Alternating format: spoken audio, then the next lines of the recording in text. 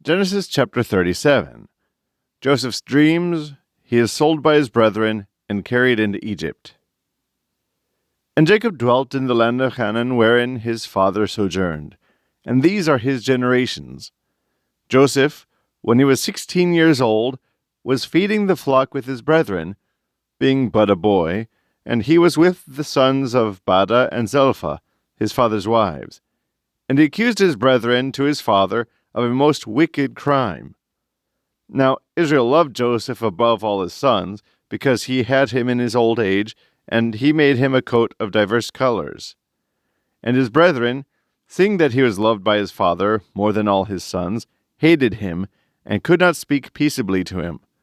Now it fell out also that he told his brethren a dream that he had dreamed, which occasioned them to hate him the more.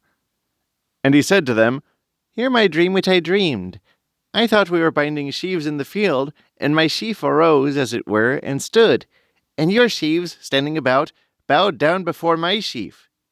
His brethren answered, "Shalt thou be our king, or shall we be subject to thy dominion?" Therefore this matter of his dreams and words ministered nourishment to their envy and hatred.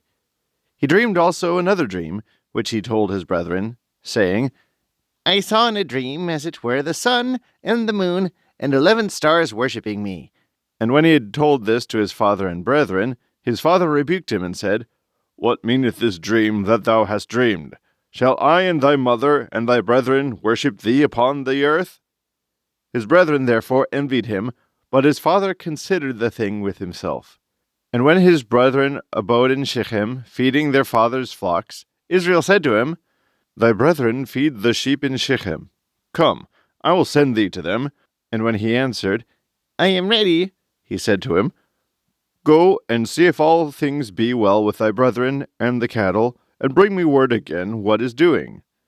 So being sent from the vale of Hebron, he came to Shechem, and a man found him there wandering in the field, and asked what he sought. But he answered, "I seek my brethren. Tell me where they feed the flocks." And the man said to him, "They are departed from this place, for I heard them say, Let us go to Dothaim." And Joseph went forward after his brethren, and found them in Dothaim. And when they saw him afar off, before he came nigh them, they thought to kill him, and said one to another, "Behold, the dreamer cometh. Come, let us kill him, and cast him into some old pit, and we will say, Some evil beast hath devoured him, and then it shall appear what his dreams avail him."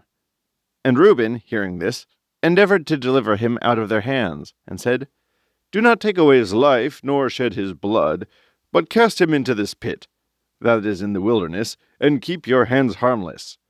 Now he said this, being desirous to deliver him out of their hands, and to restore him to his father. And as soon as he came to his brethren, they forthwith stripped him of his outside coat, that was of divers colors, and cast him into an old pit, where there was no water. And sitting down to eat bread, they saw some Ishmaelites on their way coming from Galaad, with their camels, carrying spices and balm and myrrh to Egypt.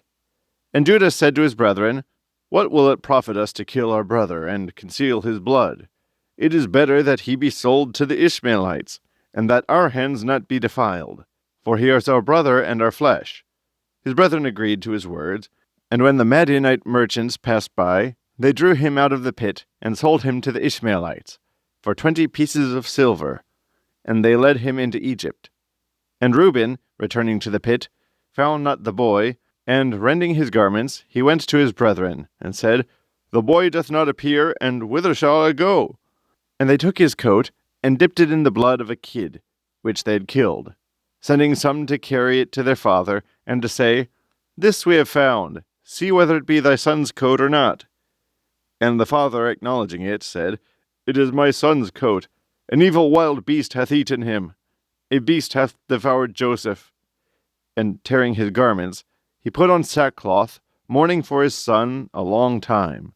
And all his children, being gathered together to comfort their father in his sorrow, he would not receive comfort, but said, "I will go down to my son into hell mourning." And whilst he continued weeping, the Midianites sold Joseph in Egypt to Potiphar, an eunuch of Pharaoh, captain of the soldiers.